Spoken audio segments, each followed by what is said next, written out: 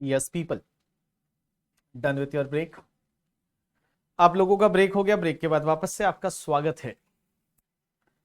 तो चलिए, कितने लोगों को लगता है ये टेबल में जो रेट दे रखी है वो गलत है?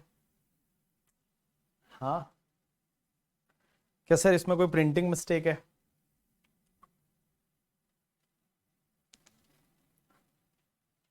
ओ, एग्जाम्पल 1 में 1 करोड़ में 15% लगेगा ना? नहीं, 112 में 10% ही लगता है, in excess of 1 lakh.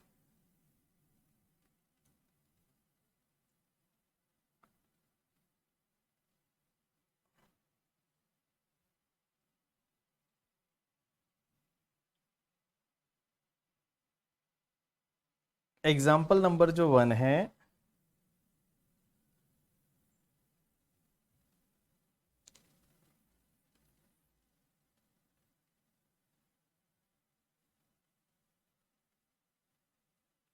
Tenth incorrect है। ओ, लेट चेक।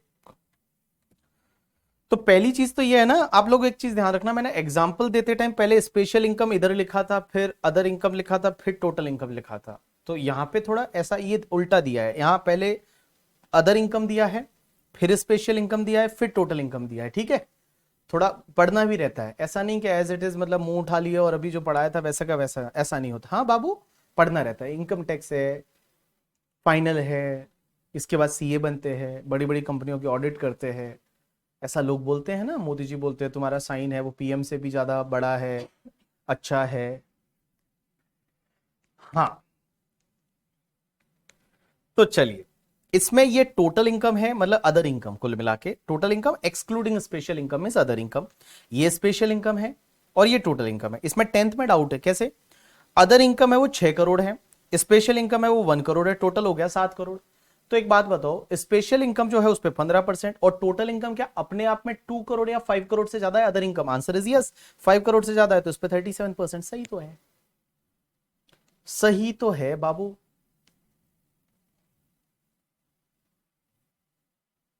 सही है, सही, ये सही है, कोई दिक्कत नहीं है। चलिए, अब एक बात समझना, टैक्स रेट क्या होती है? स्पेशल टैक्स रेट मैंने अभी तक नहीं पढ़ाई है, बट मैं आपको जो बोल रहा हूं वो आप ध्यान रखना। देखो, एलटीसीजी जो 112 वाला रहता है ना, 112 वाला आपने इंटर में पढ़ा हुआ है, उस पर 20% टैक्स लगता है। एलटीसीजी जो 112 ए वाला है, ये शेयर मार्केट वाला है, इस पे 10% टैक्स लगता है, but in excess of 1 lakh, 1 lakh के ऊपर वाले पे करके, ठीक है, 1 लाख के ऊपर वाले पे 10% टैक्स लगता है। और एसटीसीजी जो 111 ए वाला है, उस पे आपका 15% की रेट से टैक्स लगता है। तो देखिए, अगर मैं एग्जाम्पल 1 की बात करूं तो अपन एग्जाम्पल 1 पे चलेंगे। देखिए, mister Jay is a resident, as 32 years है, हिज इनकम डिटेल आपको ये दे रखी है। एसएससी ने 115 बीएससी नहीं लिया है, SSC not opted 115 BSc, 115 BSc उसने नहीं लिया है, मींस नॉर्मल वाले के साथ जा रहा है वो। कैपिटल गेन अंडर सेक्शन 112 ए वाला जो है वो 1 करोड़ है। Other capital gain long term वाला है वो 60 लाख है। एसटीसीजी 111 वाला 2 करोड़ है, और ये तुम्हारा 1 करोड़ है। तो टोटल मिला के तुम्हारा हो गया 4 करोड़ 60 लाख। अब एक बात समझना, 4 crore 60 lakh is your total income. इसमें आप टैक्स निकाल दीजिए पहले। तो आपने एलटीसीजी 112 में in excess of 1 lakh means 99 lakh पे 10% की रेट से टैक्स निकाला, 9,90,000 आ गया।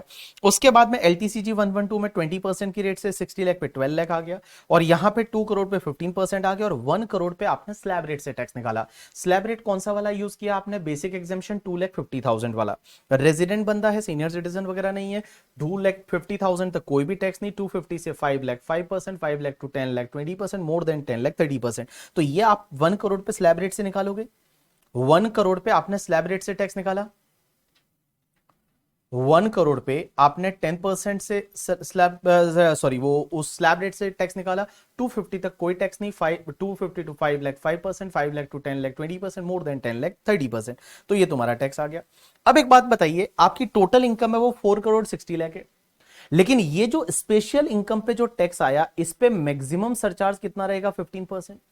इस पे मैक्सिमम सरचार्ज 15%। अब एक बात बताइए, आपकी अदर इनकम जो है वो क्या अपने आप में 2 करोड़ से ज्यादा है? Answer is no. तो इस पे भी सरचार्ज कितना रहेगा? 15%।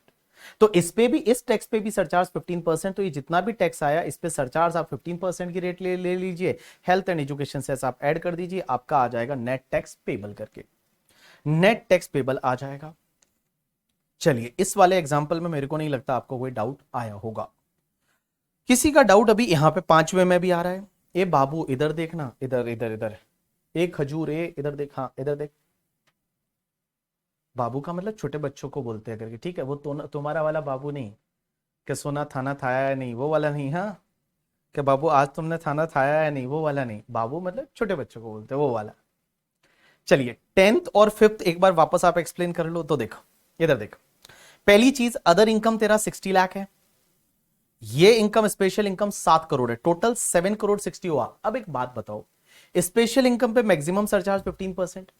अब एक बात बताओ, कितना भी हो special income maximum surcharge 15%। Other income पे कितना, तो आप एक बात बताओ, अदर इनकम क्या 2 करोड़ को क्रॉस कर रहा है? नहीं, अदर इनकम 2 करोड़ को क्रॉस नहीं कर रहा, तो 15%। अब आपका डाउट यहां पे ये है कि सर ये अदर इनकम पे 15 की जगह 10 आना चाहिए ना। अरे 10 क्यों आएगा? 1 करोड़ से ज्यादा तो टोटल इनकम तुम्हारा है ही है ना यार। टोटल इनकम जो है, टोटल इनकम वो 1 करोड़ से ज्यादा है ना। तो 1 करोड़ से ज्यादा है तो 15% तो आएगा ही आएगा। आपको ये देखना है 2537 आएगा या नहीं, 2537 आएगा या नहीं, वो आपको देखना है। यहां पे आपका 15% तो आएगा ही आएगा करके, ठीक है। हाँ, चलिए, टेंथ वाले में क्या दिक्कत है? आपकी अदर इनकम 6 करोड़ है, स्पेशल इनकम है वो 1 करोड़ है, तो भैया टोटल हुआ 7 करोड़। अब एक बात बताओ, आपकी स्पेशल इनकम पे मैक्सिमम सरचार्ज 15%, अदर इनकम क्या अपने आप में मोर देन 5 करोड़ है? आंसर इज यस, तो अदर इनकम पे आपका 37% सरचार्ज। चलिए, अब आपका ये एग्जाम्पल नंबर 2 थोड़ी देर के लिए छोड़ दीजिए, अगले पेज पे जो ये 2 एग्जाम्पल दे रखे हैं वो अपन देखते हैं और अपन इसको करने का ट्राई करते हैं। 3 एग्जाम्पल दे रखे हैं, आप लोग भी ट्राई करेंगे। तो चलिए, सबसे पहले एक बंदा है जिसका नाम है SK, नेचर ऑफ इनकम आप दे रखा है 115 BAC, वो नहीं ले रहा है करके, ठीक है। तो चलिए, कैपिटल गेन 112 वाला कितना है? 1,20,000 है। कैपिटल गेन 112 वाला कितना है? 1,70,000 है। कैपिटल गेन अंडर सेक्शन 111 वाला कितना है? 4,10,000 है। डिविडेंड का इनकम कुछ भी नहीं है और अदर इनकम आपका 97 लाख है। टोटल हो गया 1 करोड़ 4 लाख। तो आप एक बात बताओ ना, इसमें तो सिंपल सी चीज है ना कि लाइक आपकी टोटल इनकम 1 करोड़ से ज्यादा है, अप टू 2 करोड़ है करके, ठीक है। 1 करोड़ से ज्यादा है, अप टू 2 करोड़ है, तो आप यहां पे क्या करोगे? 1 करोड़ से ज्यादा है, अप टू 2 करोड़ है, तो आप यहां पे क्या करोगे कि लाइक आप यहां पे नॉर्मल टैक्स निकाल दो और उस पे आप सरचार्ज ऐड कर दो। कितना परसेंट ऐड करोगे? 15%। तो सब पे आप 15% सरचार्ज ऐड कर लीजिए। आप 15% सरचार्ज ऐड कर लीजिए और मुझे बताइए आपका आंसर ये 33,72,720 आता है या नहीं?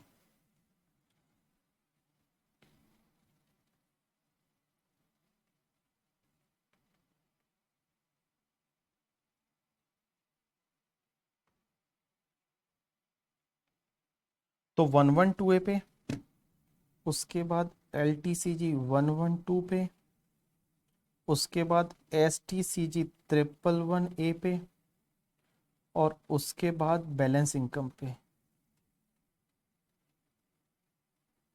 टैक्स कितना आता है निकालिए आप। तो देखिए, LTCG 112A पे 20,000 पे आएगा, 1 लाख पे तो आएगा नहीं। 20,000 का 10%, it's comes to the 2,000 rupees. उसके बाद 112 का 170 पे आपका कितना परसेंट? 20%, 34,000, 34,000। और उसके बाद में आपका 4,10,000 पे 15%, 61,500। और बैलेंस 97 लाख है, तो 97 लाख पे आप स्लैब रेट से निकालिए। मीनल 97 लाख पे स्लैब रेट से, तो 97 लाख माइनस 10 लाख तक तो स्लैब रेट से हुआ, उसका प्लस 13% प्लस 1,12,000। ओ नॉन रेजिडेंट है, ये नॉन रेजिडेंट है तो 3 लाख का बेसिक एग्जाम्पशन मिलेगा या नहीं मिलेगा? ये बाबू ये नॉन रेजिडेंट है, 64 ईयर्स का है, बट ये नॉन रेजिडेंट है ना, तो ये सीनियर सिटीजन नहीं है। सीनियर सिटीजन नहीं है तो आपका बेसिक एग्जाम्पशन का बेनिफिट है वो 250 का ही मिलेगा। तो आई थिंक यहां पे तुम्हारा आता है 27,22,500 plus 61,500 plus 34,000 plus 2,000, so it's comes to the 28,28,000। Add करिए सरचार्ज, तो सरचार्ज 15% ले लीजिए करके, ठीक है सीधा। क्योंकि 15% तक कोई दिक्कत ही नहीं है। तो इसका 15% सरचार्ज 4,23,000 ऐड कर दीजिए, तो 32,43,000 add health and education cess @4%, तो 129,720। तो आपका टोटल आ गया 33,72,720 नेट टैक्स। ठीक है। उसके बाद दूसरा एग्जांपल आप देखेंगे, मिस्टर देव। देव के केस में क्या है, ये LTCG 112 है, ये 1,90,00,000 है, और कैपिटल गेन 1,111 है, वो 7 करोड़ है, और अदर इनकम जो है वो तुम्हारा कितना है, 60 लाख है। टोटल इनकम 950 हो गया। बट एक बात बताओ मुझे, ये स्पेशल इनकम पे जो टैक्स आएगा, स्पेशल इनकम कितना भी हो, सरचार्ज कितना लगेगा, 15% यहां पे भी लगेगा, और अदर इनकम पे भी 15% ही आएगा। अदर इनकम अपने आप में 2 करोड़ से ज्यादा थोड़ी है, या अपने आप में 5 करोड़ से ज्यादा थोड़ी है। अदर इनकम अपने आप में 5 करोड़ से ज्यादा या 2 करोड़ से ज्यादा नहीं है, तो इस पे भी 15% आएगा। तो इस पे भी आप नॉर्मल टैक्स निकालिए, ऐड करिए 15% surcharge, 4% health and education cess, करिए आप एक बार और देखिए आंसर आ रहा है नहीं आ रहा है। तो 1 करोड़, करो बाबू करो, करने से होता है, करो फटाफट। हाँ, 1,90,00,000 मल्टीप्लाई बाय, सब मैं करके दूं इनको, तो तुम क्या करोगे रे, एग्जाम में तो तुम्ही को लिखना पड़ेगा 38 लाख।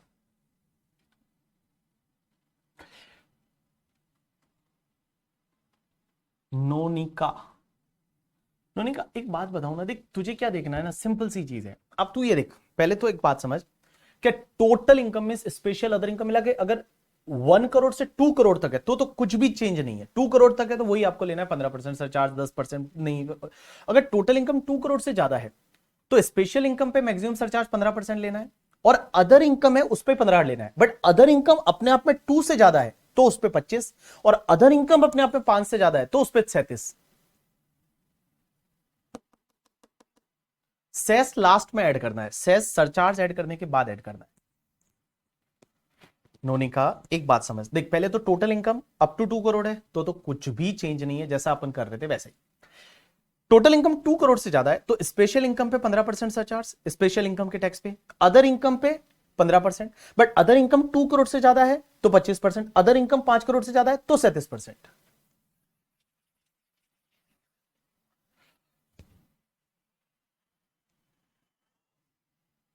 अरे रे रे, ये क्या हुआ, मैंने ना ये जाना। आंसर मैच हो रहा है।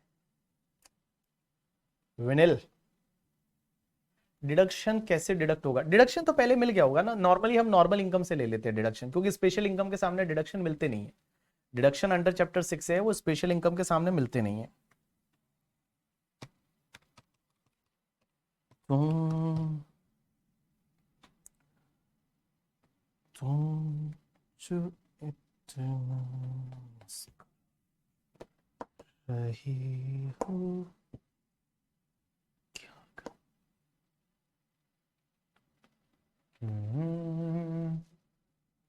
60 लाख पे स्लैब रेट से निकालो।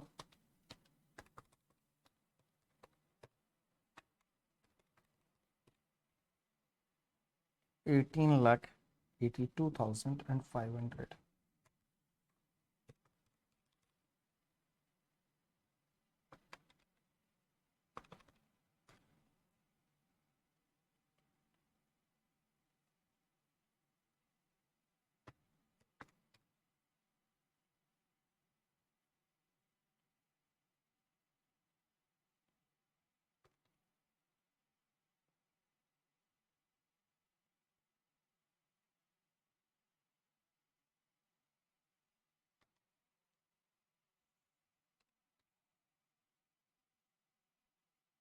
अरे गलत है क्या आंसर, अरे गलत कैसे आ रहा है रे।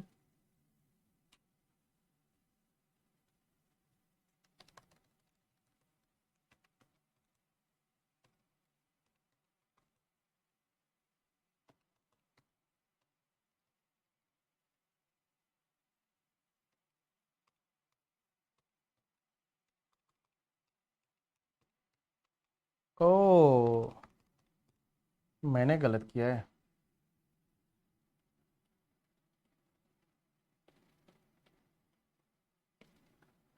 ओ, तुम्हारे जैसे यार मुझे भी है ना सीए कर लेना चाहिए, तो मेरा कैलकुलेटर ठीक हो जाएगा।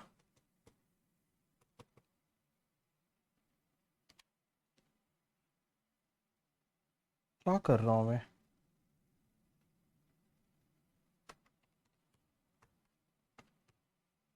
आंसर सही है। ठीक है, जोड़ दो, आ जाएगा 19031350। हाँ हाँ हाँ हाँ हाँ हाँ। अनुष्का, चांस।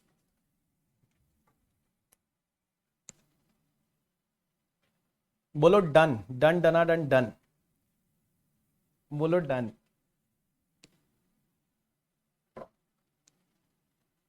मजनू भाई, एक बंदा है मनु भाई। मनु भाई, भाई मैं भाई मनु भाई।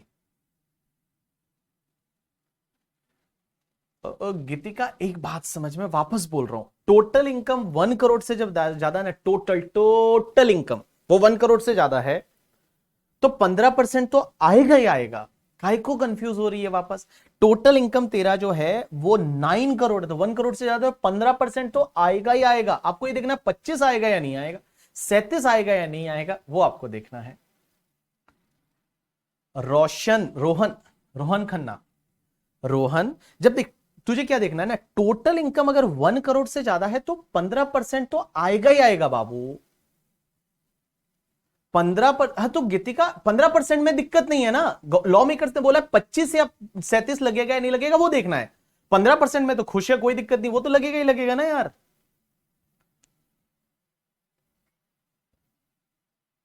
चलो डन। अब आ जाइए एग्जाम्पल नंबर 2 पे। एग्जाम्पल नंबर 2 पे आइए। एग्जाम्पल नंबर 2 पे आइए और देखिए example number 2। All people pay attention, थोड़ा अच्छा एग्जाम्पल है। अब एक बात समझना, ये एग्जाम्पल कहीं आईसीआई के मॉड्यूल में नहीं दे रखा है। आईसीआई ने अभी तक ऐसा एग्जाम्पल दिया नहीं है कहीं पे, ना एग्जाम में दिया है ना कहीं दिया है, बट हमने इसको बनाया है एग्जाम्पल को, तो हम इसको सॉल्व करेंगे। देखिए, mister B B a resident age 34 years, resident बंदा age 34 year, normal slab rate करके, ठीक है। लास्ट वाला केस अभी देखेंगे इसके बाद में। His income detail for the previous year 23-24 are as follows, उसकी इनकम का डिटेल दे रखा है। कैपिटल गेन 112 वाला 2 लाख है, 1 लाख पे टैक्स लगेगा 10% की रेट से, तो 1 लाख पे टैक्स लगेगा 10% की रेट से 10,000 टैक्स आ जाएगा, तो ये 2 लाख पे आपका 10,000 टैक्स आ गया। उसके बाद कैपिटल गेन 112 वाला 1 लाख है, तो 1 लाख पे आपका 20% 20,000 टैक्स आएगा। 111 है 3 लाख है, 15% की रेट से 45,000 टैक्स आएगा।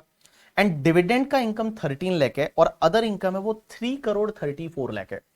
अब आप बोलोगे डिविडेंड का इनकम कौन सी रेट से टैक्सेबल होता है, तो एक बात बताओ, डिविडेंड का इनकम पहली चीज तो आपका आईएफओएस का इनकम बनता है, और dividend pay normal slab rate से टैक्स लगता है।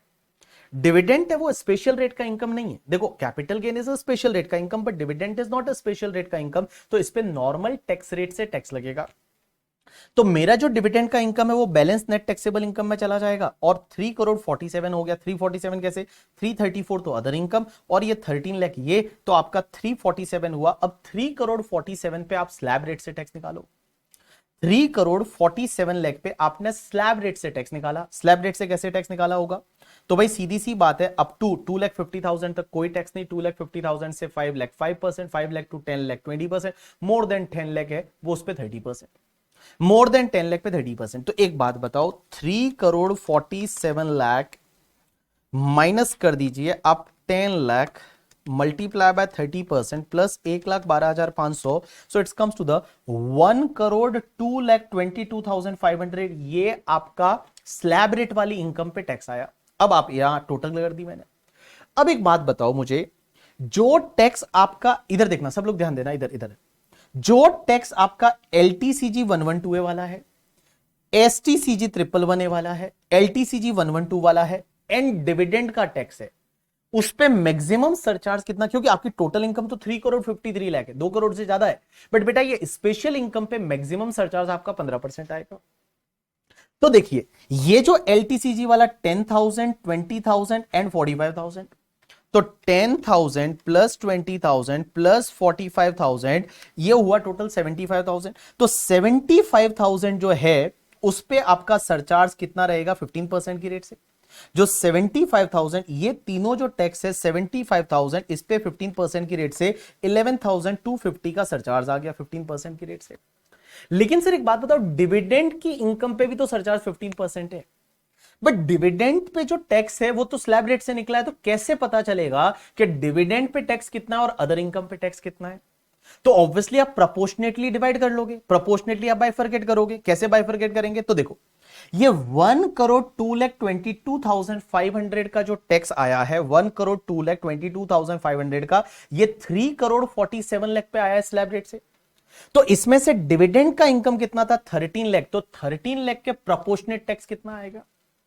मैं यहां पे प्रोपोर्शनेट कर लूंगा। मैं यहां पे, क्योंकि डिविडेंड को आप 13 लाख अलग करके उस पर स्लैब रेट अलग मारो, फिर अदर इनकम, ऐसा नहीं हो सकता ना यार। Dividend is at slab rate, तो मैं यहां पे एवरेज टैक्स रेट निकाल दूंगा। एवरेज टैक्स रेट मतलब मेरा 1,02,22,500 टैक्स आया है 3,47 पे, तो 13 लाख के डिविडेंड पे टैक्स कितना आएगा? तो मैं प्रोपोर्शनेट कैसे करूंगा? 1,02,22,500 डिवाइड बाय ये 3,47 लाख पे आया है, तो मल्टीप्लाई बाय 13 लाख करूंगा, तो इट्स कम्स टू द 382,976 आया। तो 382,976 आया, ये डिविडेंड का टैक्स है। तो डिविडेंड पे भी मैक्सिमम सरचार्ज कितना रहेगा आपका? 15%। तो ये डिविडेंड पे जो इनकम आया, थ्री डिविडेंड का टैक्स आया 382,976, इस पे मैंने ले लिया 15%, 57,446 आ गया। अब तुम्हारा बैलेंस टैक्स कितना बचा? तो बैलेंस टैक्स है वो तुम्हारी बैलेंस वाली इनकम पे बचा, और बैलेंस वाली इनकम कितनी है? 334 है। तो बैलेंस इनकम मतलब अदर इनकम अब आपकी 334 रही, तो 334 जो अदर इनकम है, क्या वो अपने आप में 2 करोड़ से ज्यादा है? Answer is yes. तो उस पे जो टैक्स बचा उस पे आपका 25% की रेट से सरचार्ज आएगा, उस पे आपका 25% की रेट से सरचार्ज आएगा। तो बैलेंस वाला जो टैक्स है वो कैसे निकालोगे? तो 1,02,22,500 में से आप ये जो है 382,976 लेस कर दीजिए। इतना टैक्स है वो बैलेंस वाली इनकम पे बचा। बैलेंस वाली इनकम अपने आप में 2 करोड़ से ज्यादा है, तो 25% की रेट से सरचार्ज आएगा। फिर आप health and education cess add कर दीजिए, तो ये आपका नेट टैक्स पेबल आ जाएगा। तो इसको एक बार आप ढंग से देख लीजिए करके, और उसके बाद में इसी कॉन्सेप्ट के बेस पे आप ये क्वेश्चन नंबर एक बार थर्ड करने की कोशिश करेंगे। जो ये एग्जाम्पल नंबर है ए के वाला 52 इयर्स, ये उसी कॉन्सेप्ट के बेस पे है। एक बार आप ट्राई करेंगे, आपसे होता है या नहीं होता। नहीं होता कोई बात नहीं, हो जाए तो भी कोई बात नहीं करके, ठीक है। चलिए आप इसको एक बार ट्राई करिए, और अगर ये हो जाए तो फिर आप लिखिए कि डन। अगर ये हो जाए, आपका आंसर मैच हो जाए, नहीं होता मुझे पता नहीं, ये एग्जांपल इस बार मैंने नया बनाया है, तो अगर एग्जाम आंसर मैच होता है, नहीं होता है, आप मुझे बताएंगे करके, ठीक है। चलिए आप इसको एक बार करिए। आप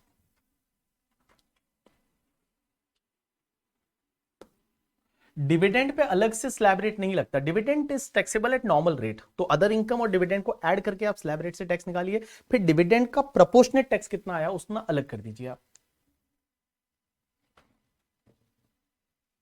परीक्षा, logically you have to take the proportionate only ना। राउंडेड ऑफ कैसे होता है? 10 रुपीज में आपको net taxable income as well as net tax payable 10 rupees में, नियरेस्ट 10 रुपीज में आपको राउंडेड ऑफ करना है। इसका मतलब अगर 1 2 3 4 है तो आप नीचे वाले 10 में आ जाइए, 5 6 7 8 9 है तो आप अपर वाले 10 में चले जाएंगे।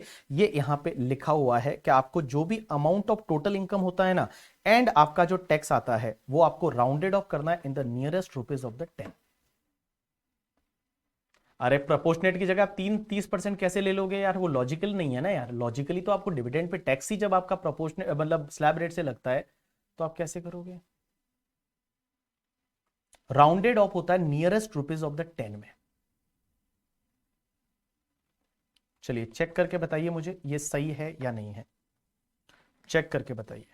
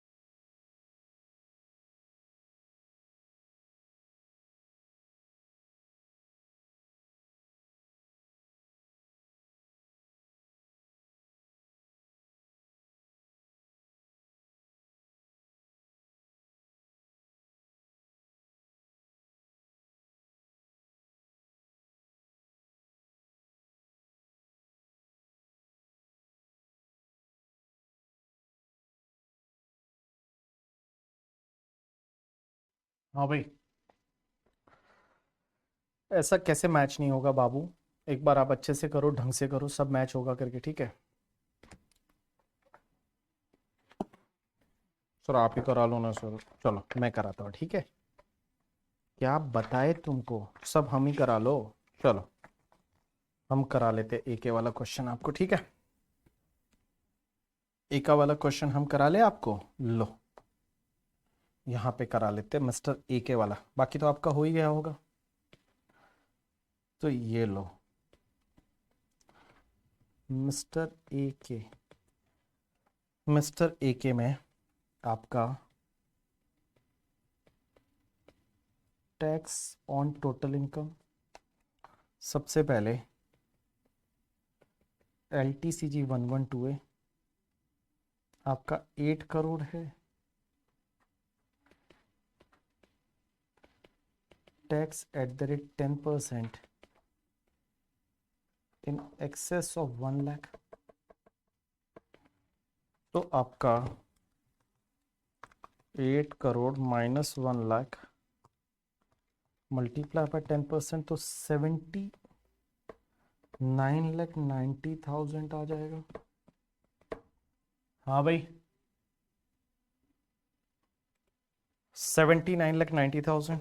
दूसरा आपका एल टी सी जी 112, मेरा राइटिंग थोड़े दिन में ठीक होगा, हाँ, मतलब मैं थोड़ा ऐसे लिखने के ट्राई कर रहा हूँ ना, बहुत दिनों से लिखा नहीं है ना, तो इसके लिए 2 लाख मल्टीप्लाई बाय 20%, 40,000 आ जाएगा।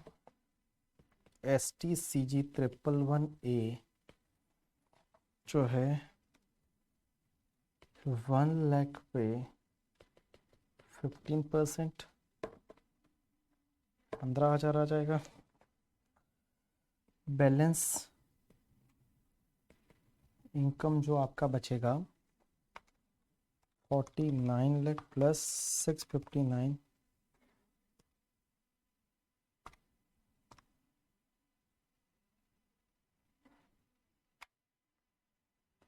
तो 708 स्लैब रेट,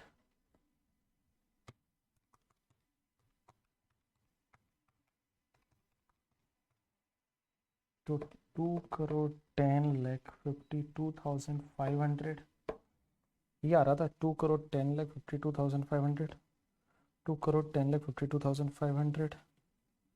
सही है बाबू भैया।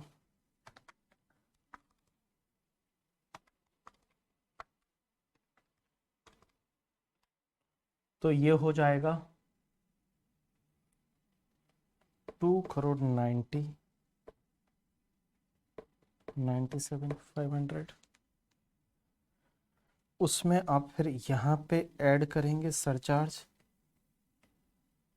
तो सरचार्ज ऐड करने के लिए आप देखेंगे कि जो आपका कैपिटल गेन है 112A वाला, 112 वाला, 111A वाला, इस पे 15% ले लो आप। 79,90,000 प्लस 40,000 प्लस 15,000, तो ये हो गया 8045,000 मल्टीप्लाई बाय 15%। तो इसका 15% लेंगे तो 12,06,750। उसके बाद डिविडेंड, अब देखो डिविडेंड पे टैक्स है वो आपको प्रोपोर्शनेटली लेना पड़ेगा पहले तो प्रोपोर्शनेटली कैसे लेंगे डिविडेंड पे? 2 करोड़ 10 लाख 52,500 का टैक्स है, वो 707 करोड़ 8 लाख पे है, मल्टीप्लाई बाय डिविडेंड कितना है 49 लाख।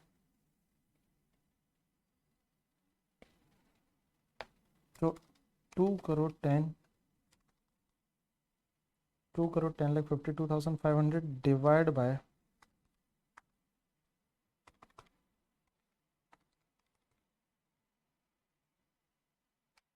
ये सही आ रहा है क्या? सही है ना? 1457 023 मल्टीप्लाई बाय 15%, दैट इज 218553, 218553। और जो बैलेंस टैक्स रहेगा, बैलेंस टैक्स कितना आ जाएगा, 2,10,52,500 minus 2,10,52,500 minus 14,57,023, that is 195,95,477 multiply by, ये अपने आप में एक बात बताइए, अदर इनकम है वो अपने आप में ही 5 करोड़ से ज्यादा, तो इस पे सीधा 37% ले लीजिए सरचार्ज। तो इसका 37%, 7,250,326 प्लस 2,18,553 प्लस 1,20,6,750 प्लस 2,90,097,500, ये आ रहा है आई थिंक 377,777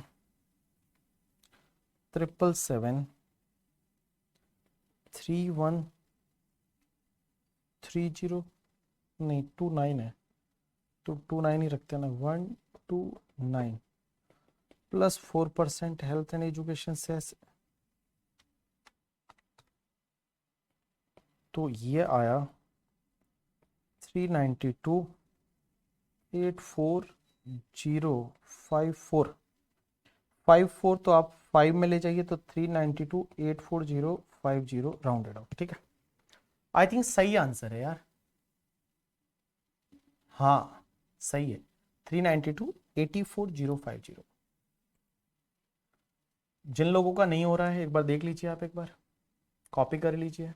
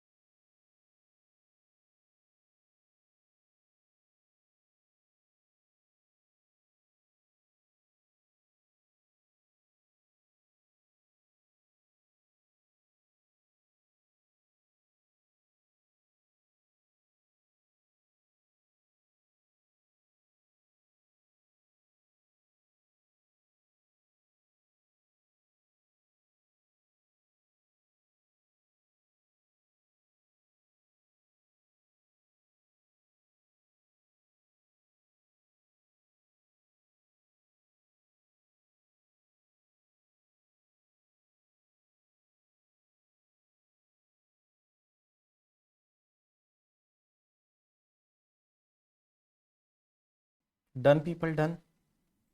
चलिए, बैलेंस टैक्स पे 37% क्यों लिया, क्योंकि बैलेंस इनकम 6,59,00,000 है ना। जो अदर इनकम है, डिविडेंड एंड कैपिटल गेन को छोड़ के जो अदर इनकम है वो आपका 5 करोड़ से ज्यादा है, तो उस पर 37% आएगा ना। या सर अगर प्रोपोर्शनेट परसेंटेज दैट इज 29.74% निकाल कर आप करते तो भी सही है। शीनम आप ऐसा भी कर सकते हैं, शीनम आप ऐसा भी कर सकते हैं कि आप एवरेज टैक्स रेट निकाल दीजिए और फिर डिविडेंड पे अप्लाई कर दीजिए और बाकी इनकम पे अप्लाई कर दीजिए। You can do that also, no issue at all, it's all about mathematics. ये नोट्स का पीडीएफ अवेलेबल होगा, आंसर इज यस अवेलेबल होगा, क्यों नहीं होगा, करा देंगे तुमको PDF available, don't worry about that.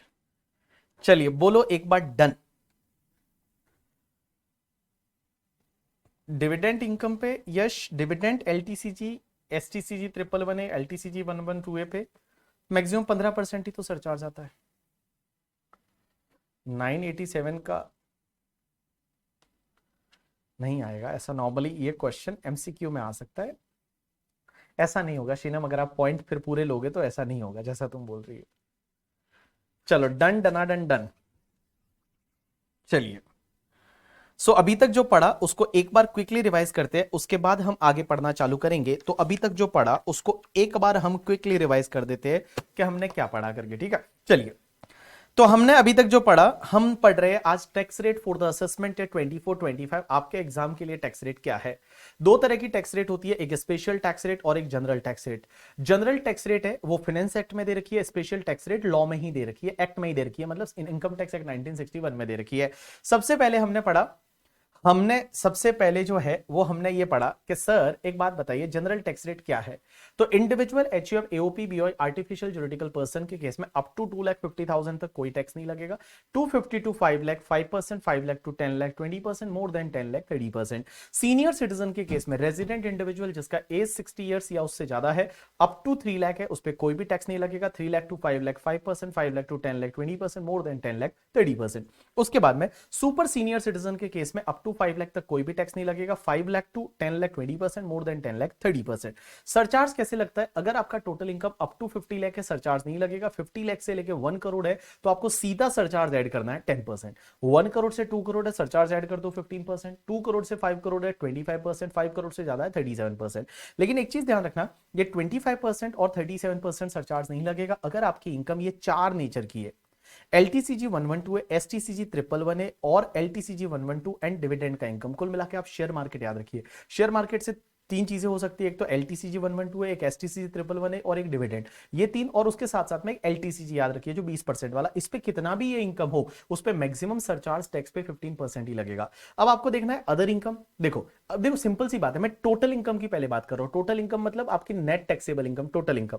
वो टोटल इनकम अगर 50 लाख है तो सरचार्ज लेना ही नहीं है। 50 लाख से 1 करोड़ है 10% ऐड करो। 1 करोड़ से 2 करोड़ है तो आप 15% ऐड करो। अब अगर मान लो टोटल इनकम 2 करोड़ से भी ज्यादा है तो आपको देखना है 2 करोड़ से ज्यादा है तो स्पेशल इनकम पे जो टैक्स आएगा, ये स्पेशल इनकम पे टैक्स आएगा, उस पे मैक्सिमम सरचार्ज 15%। अब आपको देखना है बैलेंस इनकम। बैलेंस इनकम क्या 2 करोड़ तक ही है तो बैलेंस इनकम पे टैक्स आएगा, उस पे 15%। बैलेंस इनकम 2 करोड़ से ज्यादा है, अप टू 5 करोड़ है तो बैलेंस इनकम पे टैक्स आएगा, उस पे 25% सरचार्ज। और बैलेंस इनकम 5 करोड़ से ज्यादा है तो उस पे जो टैक्स आएगा उस पे 37% की रेट से आपको सरचार्ज है वो आपको लेना पड़ेगा करके, ठीक है। और आपको जो भी टोटल इनकम होती है और नेट टैक्स पेबल होता है उसको आप राउंडेड ऑफ करेंगे in the nearest rupees of the 10। Nearest rupees of the 10 means 1 2 3 4 है तो आप नीचे वाले 10 में चले जाइए। 5 6 7 8 9 है तो आप अपर वाले 10 में चले जाएंगे। This is all about the general tax rate for the individual HUF AOP BOI artificial juridical person करके, ठीक है। चलिए अब अपन चलते हैं, आपका बोर्ड पे ध्यान होगा, आप बुक में नहीं देखेंगे करके, ठीक है। आपका ध्यान है वो बोर्ड पे होगा, आप बुक में नहीं देखेंगे। मैं आपको सिखाने वाला हूं that is the tax rate for company. Sir company के लिए टैक्स रेट क्या है? कंपनी के लिए टैक्स रेट क्या है? तो कंपनी मींस कोई भी कंपनी ले सकते हो। बीबी वर्चुअल्स प्राइवेट लिमिटेड एक कंपनी है तो कंपनी के लिए सर टैक्स रेट क्या है? तो देखो कंपनी है ना दो तरीके की होती है। मैं आपको आगे जाके जब मैं डिविडेंड टॉपिक पढ़ाऊंगा तो इन डिटेल में इसका मीनिंग बताऊंगा कि डोमेस्टिक कंपनी किसको बोलते हैं, फॉरेन कंपनी किसको बोलते हैं, इंडियन कंपनी किसको बोलते हैं, वो मैं आगे जाके बताऊंगा। बट अभी के लिए आप ये समझिए कि सबसे पहले हम बात करते हैं डोमेस्टिक कंपनी की।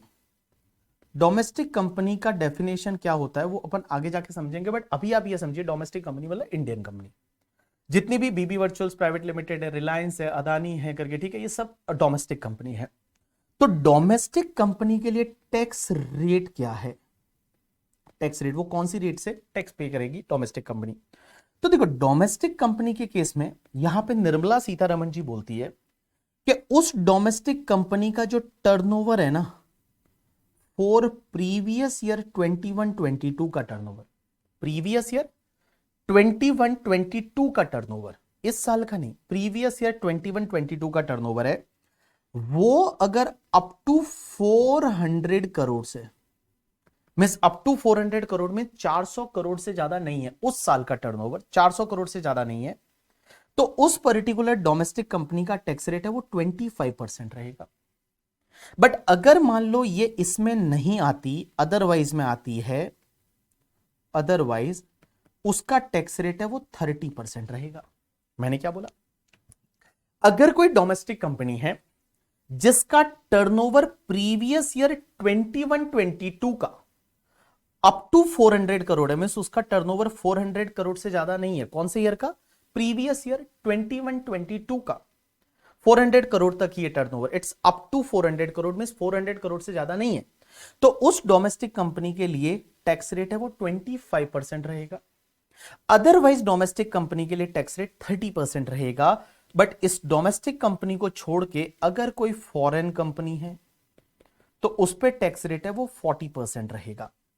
अब मेरा क्वेश्चन आप सब लोगों से यह है, एक बात बताओ, जब हम डोमेस्टिक कंपनी की बात कर रहे हैं, आप टैक्स कौन से ईयर के लिए निकाल रहे हो? आप जो टैक्स निकाल रहे हो वो तो प्रीवियस ईयर 23-24 के लिए निकाल रहे हो। भाई 23-24 प्रीवियस ईयर के लिए हम टैक्स निकाल रहे हैं, तो यहां पे निर्मला सीतारमण जी ऐसा क्यों बोल रही है कि आपको उसका टर्नओवर 21-22 का देखना है? मींस 21-22 का टर्नओवर अप टू 400 करोड़ है तो ही 25% टैक्स रेट का बेनिफिट मिलेगा, अदरवाइज उस कंपनी को 30% की रेट से टैक्स पे करना पड़ेगा। यहां तो ऐसा लिखना चाहिए ना कि भाई करंट ईयर का टर्नओवर, हम टैक्स तो 23-24 के लिए निकाल रहे हैं। भाई एक बात बताओ मुझे, बेटा आप जो टैक्स निकाल रहे हो वो कौन से प्रीवियस ईयर की इनकम पे निकाल रहे हो? 23-24 की प्रीवियस ईयर की इनकम पे निकाल रहे हो। तो 23-24 प्रीवियस ईयर की इनकम के लिए टैक्स निकाल रहे हो, लेकिन निर्मला सीतारमण जी बोल रही है कि आपको टर्नओवर देखना है 21-22 का। 21-22 का turnover was up to 400 crore, means it was not more than 400 crore, then tax rate for domestic company is 25%, otherwise it will be 30%. So my question to all of you, why Nirmala Sitharaman ji mention about the turnover of previous year 21-22? Can you tell me? I am waiting for your answer. किसी ने बोला क्या sir Covid था उस साल में इसलिए?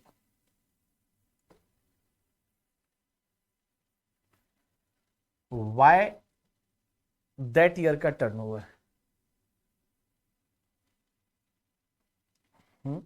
Why Nirmala Sitharaman ji referred about previous year 21-22 का turnover? Here she should mention about current year turnover ना। भाई एक बात बताओ, करंट ईयर का जब रिटर्न फाइल करेंगे तो करंट ईयर का टर्नओवर का समझता है ना भाई, करंट ईयर का बोला होता तो समझता। वाई उस साल का? ऋतिक बोल रहा है उस साल में स्टॉक मार्केट को कुछ रिकवर करने के लिए पता नहीं कहां से कॉन्सेप्ट लेके आया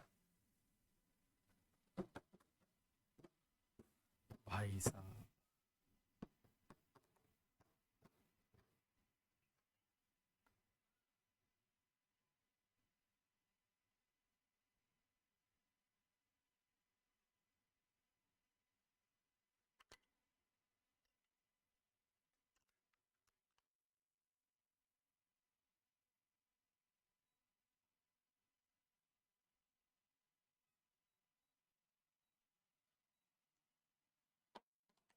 किसी ने बोला एडवांस टैक्स की वजह से, किसी ने बोला चिटिंग कर सकते हैं, किसी ने बोला मैडम की मर्जी,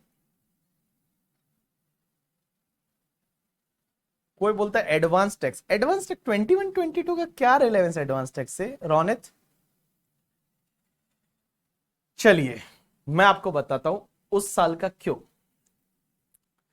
उसका क्या रीजन है, why we are checking the turnover for previous year 21-22। आप बता सकते हो क्यों ऐसा?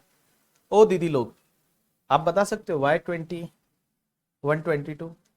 हाँ, no idea, no idea. Office में आया है, ऑफिस में टैक्स तो भरा, कैलकुलेशन तो किया होगा, रिटर्न फाइल किया किसी का, ऑडिट में हो, वेरी गुड। ये सबसे अच्छी चीज है पता है तुमको। आप ऐसा बोल के ऐसा निकल जाओ ना कि भाई हम तो ऑडिट में है, तो ऑडिट वालों को भी टैक्स तो देखना ही पड़ता है ना। Auditor should be the like, auditor क्या देखते हो फिर तुम क्या सिर्फ तिगड़ी मारते हो कि अच्छा अच्छा ये ऐसा बिल मैच हुआ या नहीं हुआ करके, ठीक है 20 रुपए का खर्चा किया, बिल है या नहीं है? हाँ चलिए, इसके पीछे का रीजन ये है, निर्मला सीतारमण जी ने बोला, ये बोला था जब ये ऐसा कॉन्सेप्ट आया तो इन्होंने बोला भी था बजट में कि मुझे पता है कि इंडियन माइंड्स जो है वो सबसे करप्ट माइंड्स है, और अगर मान लो यहां पे निर्मला सीतारमण जी 21-22 की जगह अगर यहां पे 23-24 लिखती प्रीवियस या 23-24 का टर्नओवर अप टू 400 करोड़, तो क्या होगा कि लोग टर्नओवर कम बताएंगे, लोग people can manipulate the turnover, turnover को कम कर सकते हैं।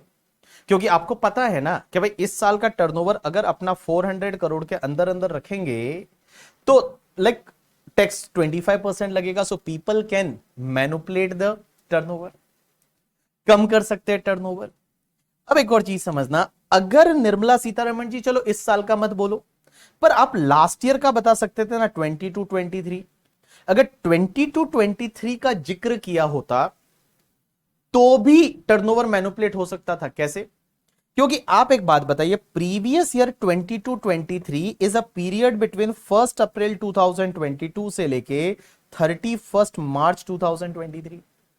And Nirmala Sitharaman ji budget present कर रही थी 1 फेब 2023 को, तो 1 फेब 2023 को आपके पास 2 महीने तो भी मिल जाते। आपके टर्नओवर को मैनिपुलेट करने के लिए, सेल्स रिटर्न बताने के लिए आपके पास 2 महीने तो भी मिल जाते। बजट 1 फेब को आता तो भी आपको 2 महीने मिल जाते। मींस लोग यहां पे भी मैनिपुलेशन कर सकते थे, और उस मैनिपुलेटेड जो चीज है उसको बचने के लिए उन्होंने बोला हम देखेंगे टर्नओवर प्रीवियस ईयर 21-22 का, बिकॉज 21-22 का टर्नओवर आज आप चेंज नहीं कर सकते। 21-22 का ऑलरेडी आपका कंपनी का फाइनलाइजेशन हो चुका होगा, एजीएम हो चुकी होगी, आप उसको मैनिपुलेट नहीं कर सकते। इसके लिए उन्होंने बोला प्रीवियस ईयर 21-22 का टर्नओवर। तो 21-22 अब अगले साल क्या होगा? आप बोलोगे सर अब तो हमको पता है ना कि ऐसा एक हर साल ध्यान रखेंगे। नहीं, अगले साल हो सकता है यहां पे निर्मला सीतारमण जी 400 करोड़ की जगह हो सकता है 300 करोड़ कर ले, 250 करोड़ कर ले, 200 करोड़ कर ले, 50 करोड़ कर ले, हमको क्या पता। तो अब मैनिपुलेशन इज नॉट पॉसिबल करके यहां पे मैनिपुलेशन नहीं हो सकता। अब अगले साल के बजट में क्या होगा आई डोंट नो करके। अभी लास्ट कुछ सालों के बजट में तो ऐसा ही हो रहा है, यहां 400 करोड़ का लिमिट है, पहले ये 250 करोड़ का था, उससे पहले ये 50 करोड़ का था। तो वी डोंट नो ना कि what will be the limit in the next budget. So आप प्लानिंग नहीं कर सकते, जो प्लानिंग है वो आप नहीं कर सकते। तो कुल मिला के इन सिंपल वर्ड में आपको बता दूं कि डोमेस्टिक कंपनी के लिए टैक्स रेट क्या रहेगा। तो डोमेस्टिक कंपनी के लिए टैक्स रेट के लिए आपको यह देखना पड़ेगा कि उस डोमेस्टिक कंपनी का टर्नओवर प्रीवियस ईयर 21-22 का कितना है। अगर 21-22 का turnover is up to 400 crore तो आपका 25% की रेट से टैक्स लगेगा। एंड बेटा 400 करोड़ से ज्यादा है तो 30% की रेट से टैक्स लगेगा। तो आप सिर्फ इतना याद रखिए कि डोमेस्टिक कंपनी का टर्नओवर प्रीवियस ईयर 21-22 का अप टू 400 करोड़ तो 25%, अदरवाइज 30%। अब एक और चीज समझना कि सर एक बात बताइए, यहां पे लिखा हुआ है turnover for previous year 21-22 is up to 400 crore. अगर कोई कंपनी न्यू है, अगर कोई कंपनी न्यू है मान लो, ठीक है, means company is incorporated in previous year 22-23 या 23-24, जिसका 21-22 का टर्नओवर ही नहीं है। So my question to all of you, उसके केस में मुझे बताइए टैक्स रेट क्या लगेगा, 25% या 30%? 25% या 30%? New company incorporated in previous year 22-23 या 23-24, if company is a new, then my question to all of you, what should be the tax rate? 25% का बेनिफिट मिल जाएगा या 30% लगेगा? आपको क्या लगता है? आपको क्या लगता है? ऑफिस में आपने क्या किया? ऑफिस में तो आजकल सर वो 115 BAA ले लेते हैं 22% वाला करके, ठीक है, बट वो नहीं लेते हो तो फिर आपको नॉर्मल के हिसाब से जाना पड़ेगा।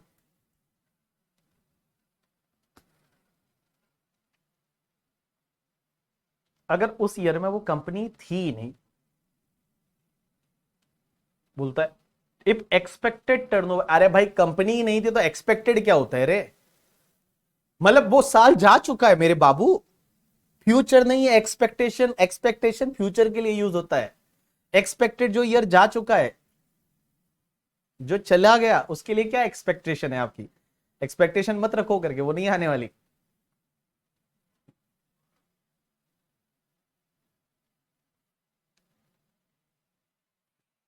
ये बोलता है आपके हिसाब से सही सी लगा लो ना जो भी है, ठीक है, वेरी गुड।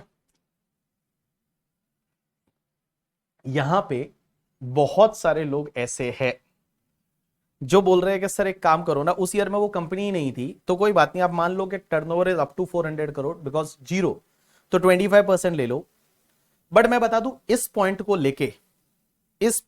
लेके मार्केट में देयर इज अ कॉन्ट्राडिक्शन। कुछ लोग बोलते हैं 25% लो, कुछ लोग बोलते हैं नहीं 30% लो। लॉ क्लियर बोलता है कि उस ईयर में कंपनी थी और उसका turnover was up to 400 crore तो ही 25% है, अदरवाइज 30% है तो आपको 30% की रेट से टैक्स लगाना पड़ेगा। 30% की रेट से आपको टैक्स लगाना पड़ेगा करके, ठीक है। अब आप बोलोगे कि आईसीआई क्या करती है। आईसीआई ने एक बार एक एमसीक्यू दिया था और उस एमसीक्यू में आईसीआई ने 30% की रेट से टैक्स लिया था कि अगर वो कंपनी उस साल में थी नहीं, न्यू कंपनी इनकॉर्पोरेटेड है, तो आईसीआई ने 30% टैक्स लिया था, तो आपको भी क्या करना है 30% की रेट से टैक्स लगाना है। बट प्रैक्टिकल लाइफ में देयर मे बी पॉसिबिलिटी कि यहां पे लोग जो है वो ये बोल सकते हैं करके, ठीक है, कि यार कंपनी नहीं थी, थोड़ा तो बेनिफिशियल प्रोविजन होना चाहिए एसएससी के लिए एंड ऑल। वैसी मार्केट में आपको बहुत सारी चीजें दिख सकती है, आप अपने ऑफिस में जाके आप देख सकते हैं। But as per my understanding, as per my reading of the law, मुझे लगता है 30% की रेट से टैक्स लगना चाहिए और आपको एग्जाम में भी 30% ही लिख के आना है। 30% लिख के आना है if company was not existed in that year and company is newly incorporated either in previous year 22-23 और 23-24, तो भैया आपको 30% की रेट से टैक्स लगेगा। चलिए अब अपन बात करते हैं सर सरचार्ज कितना लगता है। तो देखिए कंपनी के केस में क्या होता है ना, कंपनी के केस में surcharge depends on total income. वही अगर कंपनी का net taxable income more than 1 crore है अप टू आपका 1 करोड़ है अप टू आपका 10 करोड़ है, तो डोमेस्टिक कंपनी के केस में सरचार्ज लगेगा 7% की रेट से। 7% की रेट से सरचार्ज लगेगा डोमेस्टिक कंपनी के केस में। एंड आपका जो नेट टैक्सेबल इनकम है वो मोर देन 10 करोड़ है तो सरचार्ज लगेगा 12% की रेट से। वही फॉरेन कंपनी के केस में 2% की रेट से एंड 5% की रेट से। तो देखिए ऑल पीपल पे अटेंशन, मैंने बोला कि अगर मान लो सरचार्ज कैसे लगेगा, that depends on the total income, या जिसको नेट टैक्सेबल इनकम आप बोल सकते हो। Net taxable income more than 1 crore up to 10 crore है तो 7%, और मोर देन 10 करोड़ है तो 12%, फॉरेन कंपनी में 2% एंड आपका 5%। अब किसी ने यह बोला कि सर एक बात बताइए, यहां पे फॉरेन कंपनी के लिए सरचार्ज कम क्यों है, बेचारी डोमेस्टिक कंपनी कितना 7% और 12% ऑन टैक्स, एंड यहां फॉरेन कंपनी के लिए सिर्फ 2% एंड 5%। बिकॉज फॉरेन कंपनी के लिए टैक्स रेट बहुत ज्यादा है ना, tax rate itself is a 40%। जब टैक्स रेट ऑलरेडी 40% है, इसके लिए यहां पे जो सरचार्ज है वो सरचार्ज आपका 2% एंड 5% मींस कम सरचार्ज है, क्योंकि यहां पे टैक्स रेट जो है वो बहुत ज्यादा है। 40% टैक्स रेट है, इसके लिए सरचार्ज कम है। Sir health and education cess लगेगा, answer is yes, health and education cess सबके केस में लगेगा। मींस टैक्स लीजिए, ऐड करिए सरचार्ज और उसमें आप ऐड कर दीजिए हेल्थ एंड एजुकेशन सेस 4%, तो 4% की रेट से आपको हेल्थ एंड एजुकेशन सेस है वो हेल्थ एंड एजुकेशन सेस है वो तो आपका लगेगा ही लगेगा। ये बात हो गई कंपनी की। अब अपन कंपनी के बाद में आगे चलते हैं कि सर एक बात बताइए, कंपनी के बाद में पार्टनरशिप फर्म जो होती है, पार्टनरशिप फर्म है, एलएलपी है एंड लोकल अथॉरिटी है। सर एक बात बताओ, पार्टनरशिप फर्म है, एलएलपी है एंड लोकल अथॉरिटी है, उसके लिए टैक्स रेट क्या लगेगा। तो partnership firm, local authority and LLP, इनके केस में टैक्स रेट जो होती है ना बेटा फ्लैट 30% होती है। Means 30% is tax rate, tax rate is 30%। Special rate वाली स्पेशल रेट से जाएगी, मैं जनरल टैक्स रेट की बात कर रहा हूं। तो 30% की टैक्स रेट है, 30% से आप सीधा टैक्स लगा लीजिए करके, ठीक है। लेकिन सरचार्ज लगेगा, answer is yes. Partnership firm और एलएलपी लोकल अथॉरिटी के केस में आपको सरचार्ज लगेगा एट द रेट 12%, 12% की रेट से सरचार्ज लगेगा अगर आपका net taxable income more than 1 crore है। तो नेट टैक्सेबल इनकम अगर आपका मोर देन 1 करोड़ है तो आपको 12% की रेट से सरचार्ज लगेगा। किसके केस में, पार्टनरशिप फर्म के केस में, एलएलपी के केस में, लोकल अथॉरिटी के केस में सरचार्ज लगेगा 12% की रेट से अगर नेट टैक्सेबल इनकम 1 करोड़ से ज्यादा है।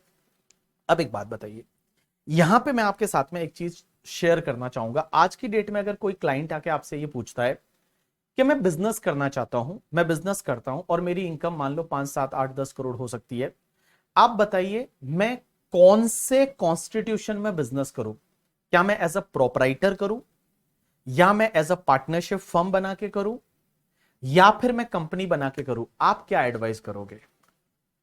आप क्या एडवाइस करोगे? अगर मान लो आपके पास में मैं आया, बीबी सर, ठीक है, मैं आपके पास में आया, आप चार्टर्ड अकाउंटेंट हो, और मैंने आपको आके बोला कि यार बताओ ना मुझे, मेरे को बिजनेस करना है, इनकम होगी हमारी 5-6-7 करोड़ हो सकती है साल की इनकम, आप बताइए मैं कौन से कॉन्स्टिट्यूशन में बिजनेस करूं?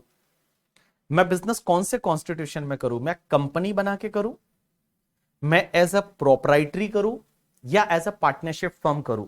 आप क्या सजेस्ट करोगे? What you will suggest if income is more than 5-6-7 crore? Hmm चलिए, तो एक्सपर्ट एडवाइस आई लोगों की। सबसे पहले रुचिता बोल रही है कंपनीज एक्ट 2013 में रजिस्टर्ड कराइए, कंपनी बनाइए। नमन भी वही बोल रहा है, ऋतिक भी वही बोल रहा है, बाकी जितने भी लोग हैं वो कंपनी बोल रहे हैं। कुछ लोग बोल रहे हैं सर फर्म बना लो, ज्यादा बेटर है, क्योंकि कंप्लायंसेस है वो कम होती है पार्टनरशिप फर्म में। कोई बोलता है आरओसी का झमेला भी कम है, एलएलपी बना लो सर। मैं टैक्स के पॉइंट ऑफ व्यू से पूछ रहा हूं सर, कंपनी बना लो सर। चलो, अब मैं अगर हूं तो मैं कैसे एडवाइस दूंगा? देखो, इंडिविजुअल में बिजनेस करना और 5 करोड़ से ऊपर इनकम है बिल्कुल फिजिबल नहीं है। बिकॉज अगर 43% अगर टैक्स रेट लगती है आपकी, तो 43% सीधी सी बात है, सीधा दिल पे हर्ट करता है बहुत ज्यादा। मतलब इंडिविजुअल में तो मत ही करो। इंडिविजुअल में तभी आप बिजनेस करो जब आपकी इनकम जो आपको लगता है कि भाई 1-1.5 करोड़ के आसपास है, तो उसमें भी सेम 15% सरचार्ज लग जाएगा, तो 35% के करीब आपका टैक्स जाएगा, मोर और लेस। दूसरा जो लोगों ने बोला कि सर हम कंपनी बनवाएंगे, वो ज्यादा बेटर है। ज्यादा बेटर आपको लग रहा है?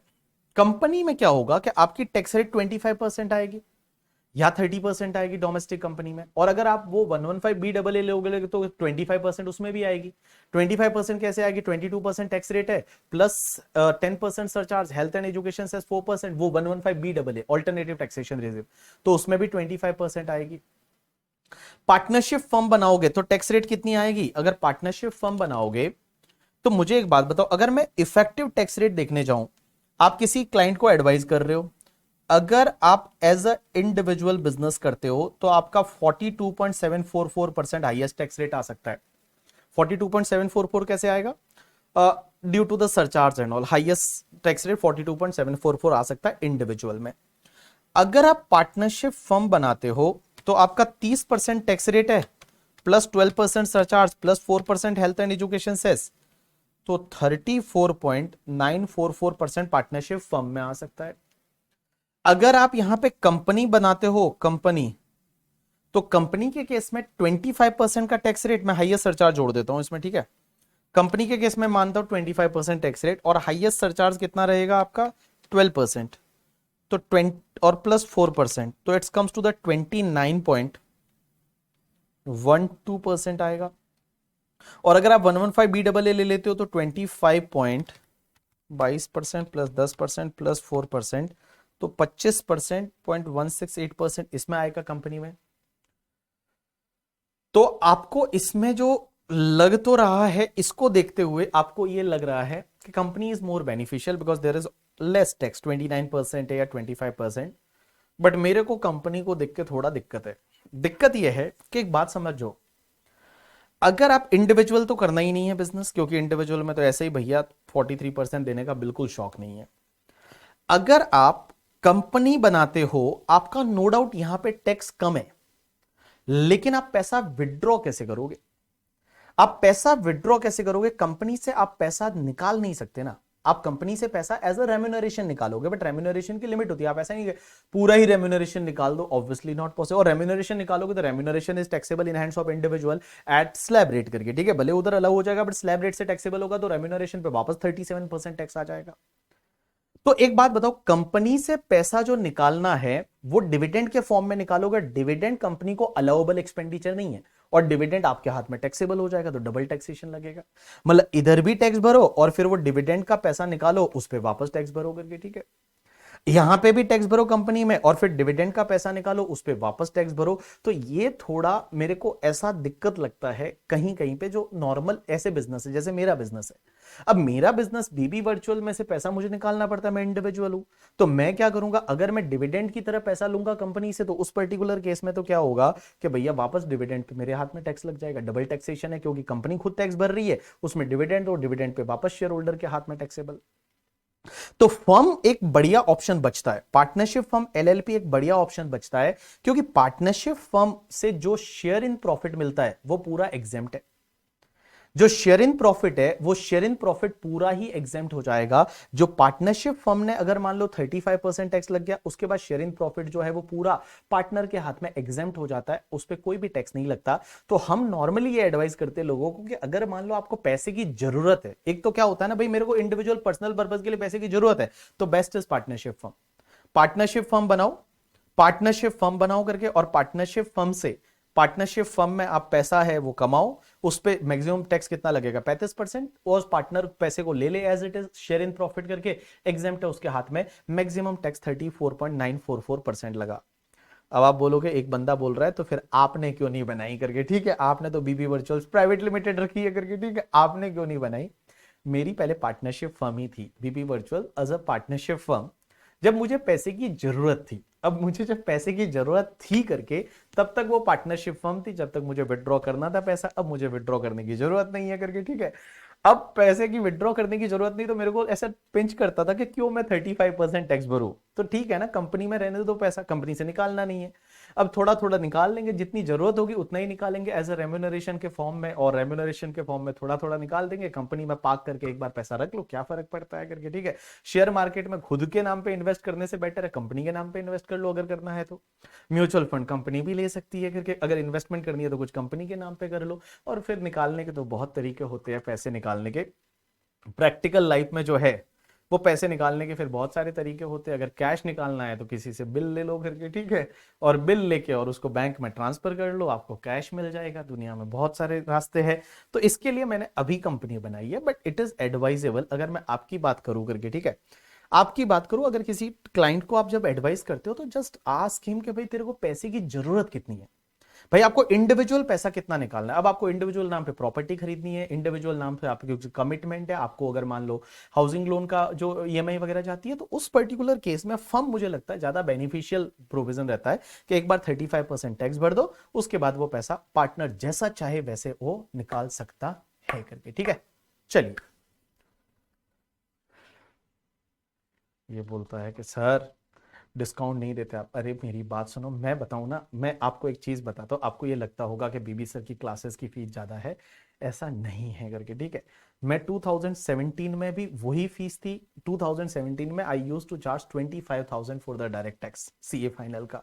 धीरे धीरे धीरे धीरे प्राइस कम होते होते होते, प्राइस तो कम हो रही है, बट बाकी खर्चे हैं वो कितने बढ़ रहे हैं आपको पता है। आपको बाकी खर्चे आप काउंट ही नहीं कर रहे हो करके, बाकी खर्चे इतने बढ़ रहे हैं, इतने बढ़ रहे हैं करके, ठीक है, कि भाई साहब ये जो बुक प्रिंट होके आती है, आपको लगता है पता है एक पेज का कितना 5 रुपीज लगता है। कलर जेरोक्स निकलवाने जाओ करके, ठीक है, तो कलर जेरोक्स निकलवाने जाओगे, ये तुम्हारे कितने 150 180 पेज की बुक है, ये वॉल्यूम 1 है, ऐसी की ऐसी वॉल्यूम फिर आपकी 2 भी आएगी, उसमें भी टोटल 600 700 पेज। आप समझ लो, आप समझो कि 600 पेज मान लो कलर है, मल्टीप्लाई बाय 5 रुपया एक साइड का, ठीक है, तो कितना हुआ 3000, तो एक ही बुक का हो गया। ऐसे का ऐसे कंपाइलर आएगा कलरफुल मान लो 500 पेज का, तो उसका हो गया 3000 रुपया करके, ठीक है, कितना 6000 हो गया। उसके बाद ये वाला आ गया करके, ठीक है, एक साइड का कितना 2 रुपया लेते हैं जेरोक्स का आजकल करके, ठीक, तो ये व्हाइट वाली जो बुक है इसका हो गया कितना 6000, नहीं इसका थोड़ा कम ही कर लेते हैं करके, ठीक है, नहीं तो आप बोलो क्या सर हमको ही बना रहे हो आप, 7500 हो गया। उसके बाद में एनक्रिप्शन का जो कॉस्ट है करके, जो एनक्रिप्शन जो लेक्चर आप देख रहे हो उसका बिल आता है, उसमें वो ले लेता है 1000 रुपए के करीब, ये हो गया करके, ठीक है। उसके बाद कुरियर का चार्जेस हो गया, और कुरियर के चार्जेस के बाद में स्टाफ का सैलरी हो गया, आपको 2000 और देने हैं, ठीक है, आपको 2000 रुपए और देने हैं, आपको मेल आ जाएगा करके, ठीक है, कि जस्ट पे द 2000 मोर, ठीक है, तो वैसा हो जाएगा। भाई साहब कॉस्ट तो बढ़ती जा रही है, कुरियर की कॉस्ट कितनी हुई है पता है तुमको भाई साहब, क्या बताऊं मैं आपको, आपको नुकसान में हो फिर सच्ची 2000 और देना है आपको। चलो जोक्स अपार्ट, तो अपन बात करते हैं। अपन जो है वो बात कर रहे थे किसकी, टैक्स रेट की। बोलता है आप इतना प्रूफ मत दो, हमको पता है, ठीक है। चलो चलिए डन। अब अपन आगे बढ़ते हैं और अपन बात कर रहे थे, ये तुम्हारा कंपनी का टैक्स रेट हुआ, उसके बाद पार्टनरशिप फर्म का। अब एक बात समझना, एक तुम्हारी कोऑपरेटिव सोसाइटी रहती है। अब आप बोलोगे कोऑपरेटिव सोसाइटी का टैक्स रेट क्या है, that is the last part. तो मैं बात करूं कोऑपरेटिव सोसाइटी की, तो कोऑपरेटिव सोसाइटी होती है ना, cooperative society basically AOP BOI पे आती है। एओपी बीओआई में ही इसको लेते हैं कोऑपरेटिव सोसाइटी को। ये बोलता है जान मांग ली होती, जान मांग ले दे देते। आपने मांग के भी क्या 2000 मांगे करके, ठीक है, सच बोल रहा हूं, मैं भी यही बोल रहा हूं करके, ठीक है। तुम मांग के भी ब्रेक मांगते हो, जान मांग लेते। चलो इधर देखो, तो देखो मांग के भी डिस्काउंट मांगा, ये भगवान, ठीक है, कुछ और मांग लिया होता मैं दे देता। हाँ, एक बात समझना, कोऑपरेटिव सोसाइटी, तो कोऑपरेटिव सोसाइटी एओपी बीओआई जैसे ही होती है। कोऑपरेटिव सोसाइटी का टैक्स रेट क्या होता है, तो देखो कोऑपरेटिव सोसाइटी को स्लैब रेट से टैक्स लगता है, बट इसका स्लैब रेट थोड़ा ऐसे अटपटा है। अटपटा मतलब बोलो ये क्या स्लैब रेट है। तो कोऑपरेटिव सोसाइटी की अगर टोटल इनकम है, अगर एनटीआई है वो अप टू 10,000 है, 10,000 रुपए तक एनटीआई है, तो उस पर टैक्स लगेगा 10% की रेट से। अगर मान लो उसकी एनटीआई 10,000 से ज्यादा है एंड अप टू 20,000 है, तो उस पर टैक्स लगेगा 20% की रेट से। और बेटा 20,000 से ज्यादा है तो उस पर टैक्स लगेगा 30% की रेट से। तो कोऑपरेटिव सोसाइटी के केस में एनटीआई अप टू 10,000 है 10%, 10,000 से 20,000 है 20%, 20,000 से ज्यादा है तो 30% की रेट से सरचार्ज सॉरी टैक्स लगेगा। तो कोऑपरेटिव सोसाइटी में 10,000 है 10%, 10,000 टू 20,000, 20%, 20,000 से ज्यादा है तो 30% की रेट से टैक्स लगेगा। लेकिन सरचार्ज लगेगा, आंसर इज यस। सरचार्ज कैसे लगेगा, जैसे डोमेस्टिक कंपनी के केस में लगता है। नेट टैक्सेबल इनकम 1 करोड़ से ज्यादा है अप टू 10 करोड़ है, 1 करोड़ से ज्यादा है अप टू 10 करोड़ है तो आपका 7%, और 10 करोड़ से ज्यादा है तो आपका 12% की रेट से सरचार्ज लगेगा। और हेल्थ एंड एजुकेशन सेस है वो आपको 4% की रेट से लगेगा, किसमें, कोऑपरेटिव सोसाइटी के केस में करके, ठीक है। चलिए, तो आप एक काम करिए, आपकी बुक में जो पेज नंबर 4 पे दे रखा है फॉर ये डोमेस्टिक कंपनी का टैक्स रेट, फर्म एलएलपी का टैक्स रेट और उसके बाद कोऑपरेटिव सोसाइटी का टैक्स रेट, एक बार आप इसको टैक्स रेट को देख लीजिए, बस एक बार आप इसको टैक्स रेट को देख लीजिए। कोऑपरेटिव सोसाइटी के केस में भी कोई ऑल्टरनेटिव टैक्सेशन रेजिम है, बाद में देखेंगे। चलो, तो कोऑपरेटिव सोसाइटी एक अलग ही टॉपिक आएगा आगे जाके, कोऑपरेटिव सोसाइटी होती क्या है, उसकी इनकम कैसे होती है, क्या होती है करके, वो आएगा सब। चलो चलो, अब एक बात समझना, बुक ही नहीं आई, क्या बात कर रहे हो यार, सच्ची यार, बुक्स नहीं मिले ना। मैं बोल रहा, मतलब 1 महीने से बोल रहा था एडमिशन ले लो, एडमिशन ले लो करके, ठीक है। ये बच्चे एडमिशन, ये पता है ना, वो अपन लाइट बिल भी तो इंडिया वाले लास्ट डेट पे भरते हैं, वैसा वाला एडमिशन ही लास्ट डे पे लिया होगा करके, ठीक है। अदरवाइज तो बुक हमने डिस्पैच कर ली थी। कोऑपरेटिव सोसाइटी आ जाएगी, जिनकी बुक नहीं है आइए आ जाएगी। चलिए,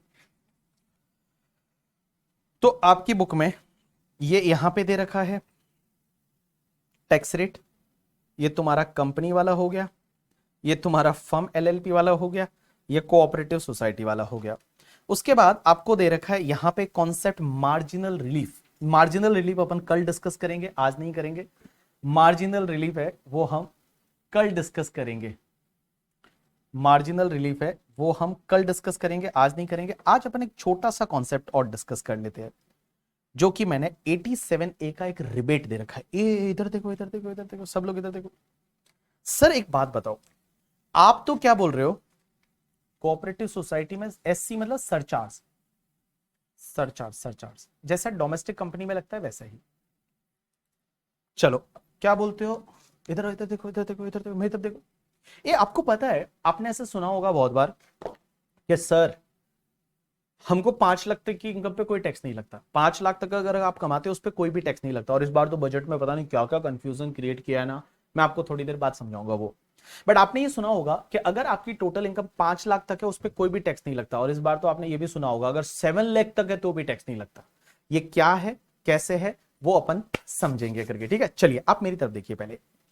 मैंने यहां पे तो आपको पढ़ाते टाइम क्या बताया, इंडिविजुअल के केस में स्लैब रेट क्या होती है, 2,50,000 तक कोई टैक्स नहीं, 2,50,000 से लेके 5 लाख तक 5% है, फिर 5 लाख से लेके और 10 लाख 20% है, मोर देन 10 लाख 30% है। अब एक चीज समझना, एक कॉन्सेप्ट आता है that is rebate under section 87A। ये क्या होता है, इधर देखना, एक 87A का एक रिबेट आता है, और ये रिबेट क्या बोलता है बताए कि अगर कोई भी रेजिडेंट इंडिविजुअल है,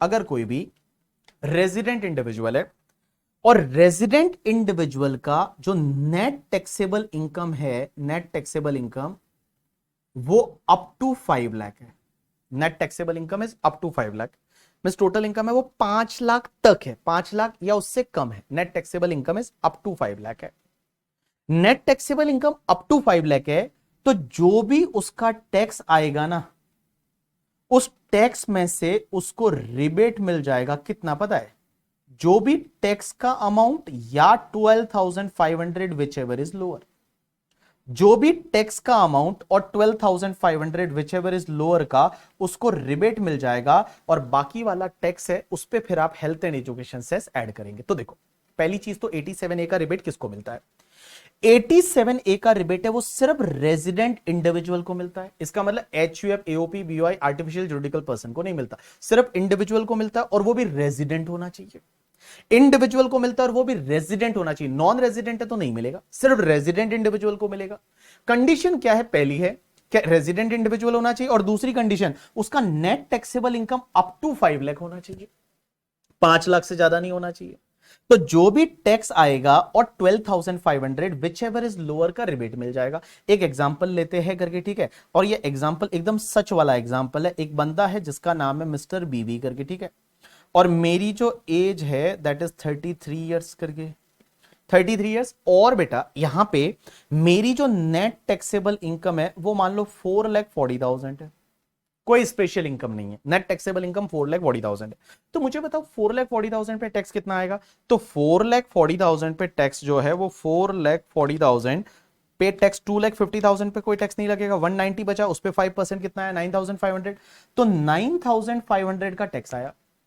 अब मुझे रिबेट मिलेगा या नहीं मिलेगा, अब मुझे रिबेट मिलेगा या नहीं मिलेगा, तो मिलेगा, क्योंकि देखो रेजिडेंट इंडिविजुअल है, net taxable income up to 5 lakh है, तो यहां पे रिबेट मिलेगा। रिबेट कितना मिलेगा, टैक्स अमाउंट और 12,500 विच एवर इज लोअर।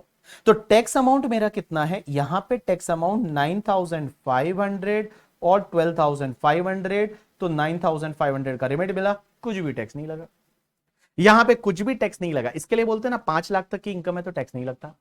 लेकिन एक बात बताओ सर, एक बात बताओ, यहां पे ऐसा लॉ मेकर्स ने क्यों लिखा कि आपका ये टैक्स और 12,500 विच एवर इज लोअर को लेस करिए करके, ठीक है, विच एवर इज लोअर है उसको लेस करिए, उतने का रिबेट मिलेगा। सर ये तो हमेशा उतना ही आएगा ना, अगर मान लो टोटल इनकम 5 लाख है तो ये कभी भी 5 लाख, अगर टोटल इनकम एग्जैक्ट 5 लाख है तो कितना 12,500 आएगा, 12,500 आएगा। तो 12,500 तो रिबेट भी 12,500, ऐसा इन्होंने क्यों लिखा रिबेट में कि आपको टैक्स और 12,500 विच एवर इज लोअर, ऐसा क्यों लिखा।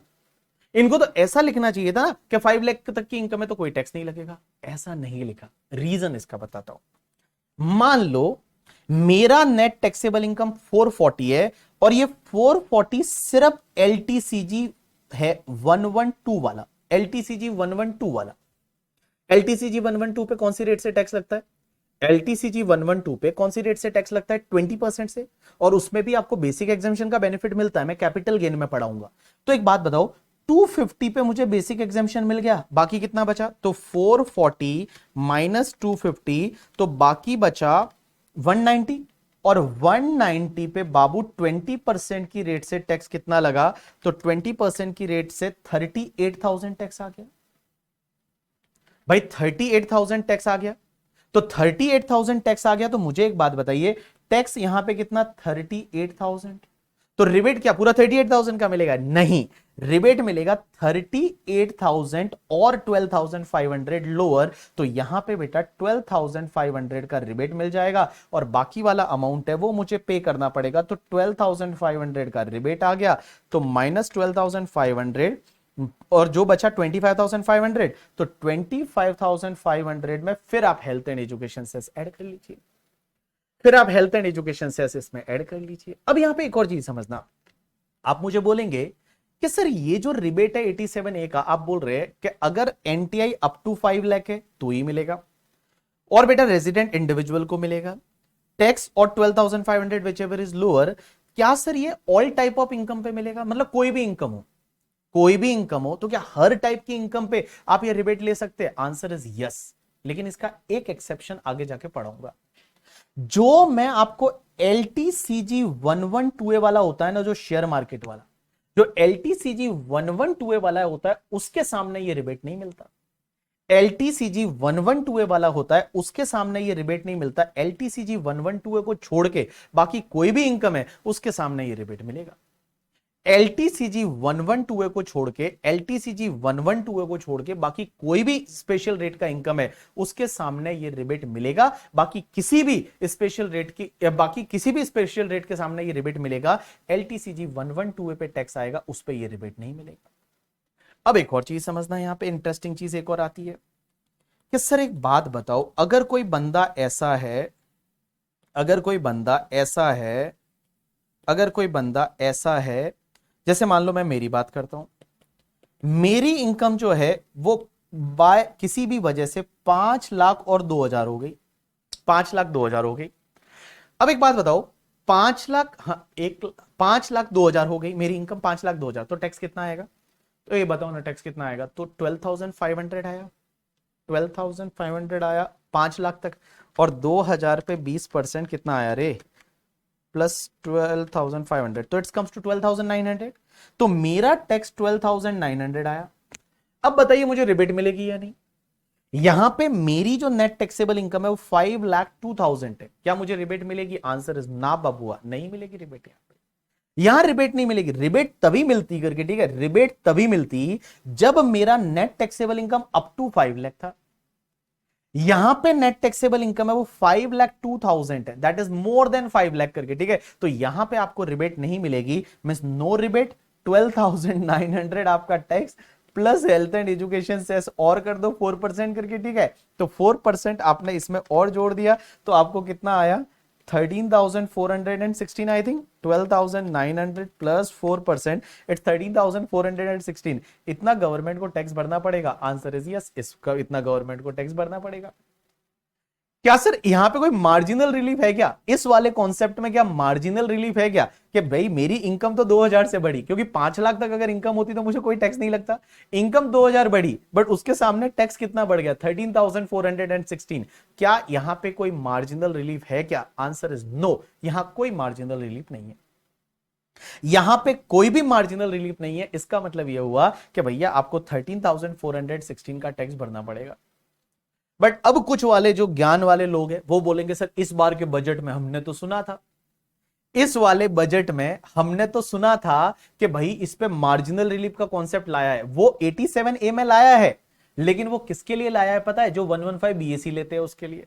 115 बीएससी के लिए ये 5 लाख का बढ़ा के और 7 लाख कर दिया है करके, ठीक है। और बेटा वहां पे ये 12,500 को भी चेंज कर दिया है, बट वो 115 बीएससी वालों के लिए है। जब मैं 115 बीएससी बताऊंगा तब आपको वो वाली चीज समझ में आएगी। अभी के लिए आप ये समझे कोई मार्जिनल रिलीफ नहीं है। अभी के लिए आप ये समझिए कोई मार्जिनल रिलीफ नहीं है। अगर 2,000 रुपए इनकम बढ़ा है तो बेटा ये टैक्स है वो आएगा ही आएगा। चलो मैं 1 मिनट में आपको फ्री कर रहा हूं करके, ठीक है। आप सीधा आ जाइए 87A की रिबेट पे, और ये आपको दे रखी है ऑन द पेज नंबर 9 पे, और सिर्फ 2 मिनट के अंदर अंदर मैं आपको फ्री कर रहा हूं, ठीक है। For resident individual having total income up to 5 lakh rupees, 100% of tax payable or 12,500 whichever is lower is a marginal relief. This rebate shall be reduced before adding the health and education cess, ठीक है। rebate under section 87A is available again all type of income except LTCG 112A। किसी ने बोला winning का income है तो भी क्या ये मिलेगा? आंसर इज यस, विनिंग के सामने भी मिलेगा, कहीं मना नहीं कर रखा। अब आईसीआई भी इसको लेके कंफ्यूज है करके, ठीक है। बट कहीं पे मना नहीं कर रखा तो फिर भैया विनिंग के सामने भी ये रिबेट ले सकते हो, कहां ही मना कर रखा है। उसके बाद marginal relief concept not applicable on rebate except when SSC opted 115 BSc. 115 BSc के साथ में वो बता दूंगा। रिबेट अंडर सेक्शन 115 बीएससी कैसे मिलेगा वो मैंने 115 बीएससी के साथ में ही कवर किया है, तो 115 बीएससी जब मैं बताऊंगा उसके साथ में वो बाकी वाला बता दूंगा। ये 2 एग्जांपल मैंने दे रखे हैं, ये 2 एग्जांपल को आप समझोगे आपको समझ में आ जाए गा करके। आज अपन यहीं पे रुकेंगे, कल अपन इसके आगे कंटिन्यू करेंगे। कल मैं पहले पार्ट में आपको क्या सिखाऊंगा, मार्जिनल रिलीफ का कॉन्सेप्ट है वो अपन लेंगे सरचार्ज वाले के केस में। और जैसे ही मार्जिनल रिलीफ कंप्लीट हो जाता है, जैसे ही मार्जिनल रिलीफ कंसेप्ट कंप्लीट होता है उसके बाद मैं आपको दूसरे टॉपिक पे मूव कराऊंगा। मैं कैपिटल गेन कल से चालू करूंगा। आफ्टर ब्रेक करके। कैपिटल गेन मैं चालू करूंगा आफ्टर ब्रेक।